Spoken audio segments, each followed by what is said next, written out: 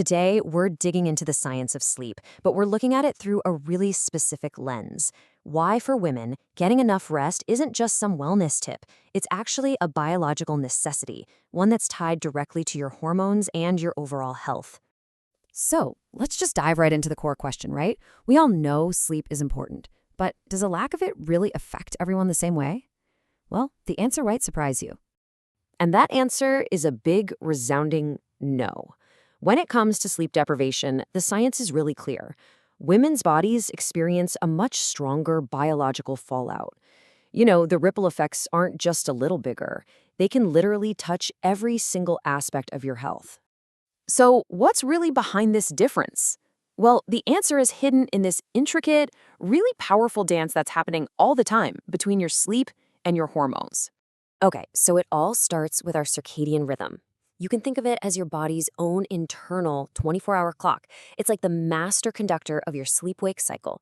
And for women, this entire system is uniquely, and I mean uniquely, intertwined with reproductive hormones. And this is where it gets really fascinating. Hormones like estrogen and progesterone, they aren't just sitting on the sidelines. They are active players in this whole game. They directly influence your body's timing, your temperature, even your dream cycles. And this deep connection is exactly why women are just more biologically sensitive when sleep gets disrupted.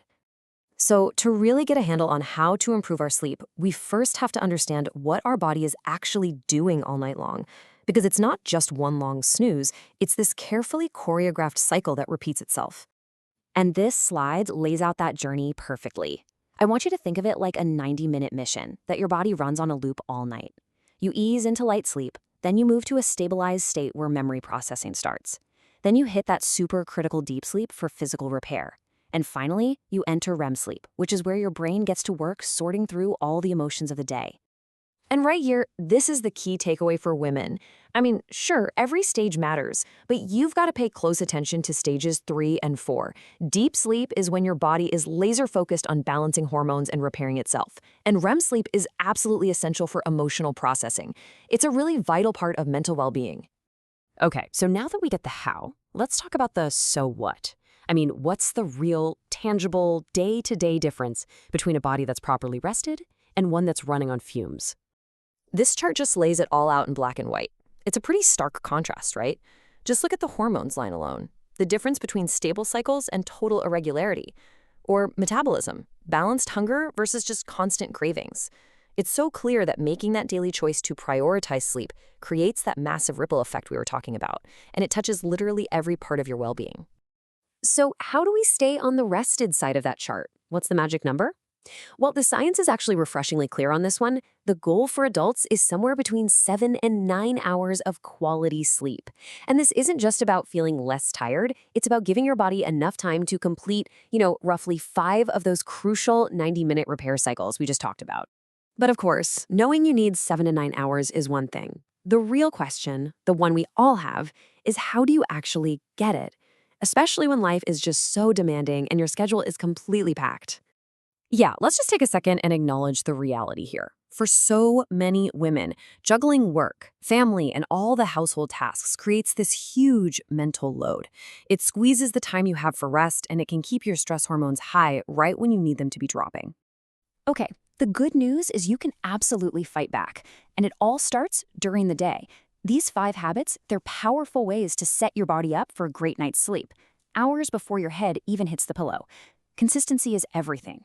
Morning sunlight acts like a reset button for your internal clock, and just being smart about timing your caffeine and exercise can make a world of difference. Then, as you get closer to bedtime, your whole goal is to send clear signals to your brain that it's time to wind down. First things first, protect that final hour from the blue light of your screens. That's totally non-negotiable if you want your body to produce melatonin. Then, create a sleep sanctuary. Make it cool, dark, and quiet. And finally, quiet your mind by just offloading tomorrow's worries onto a piece of paper. These little steps can dramatically cut down the time it takes you to actually fall asleep.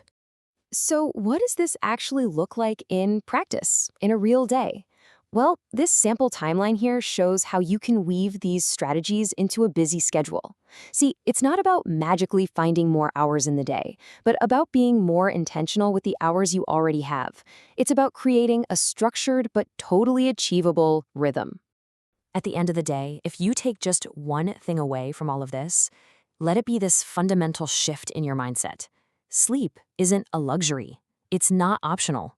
For your hormones, for your mind, and for your long-term health, it is an absolute biological requirement. Thanks so much for joining me.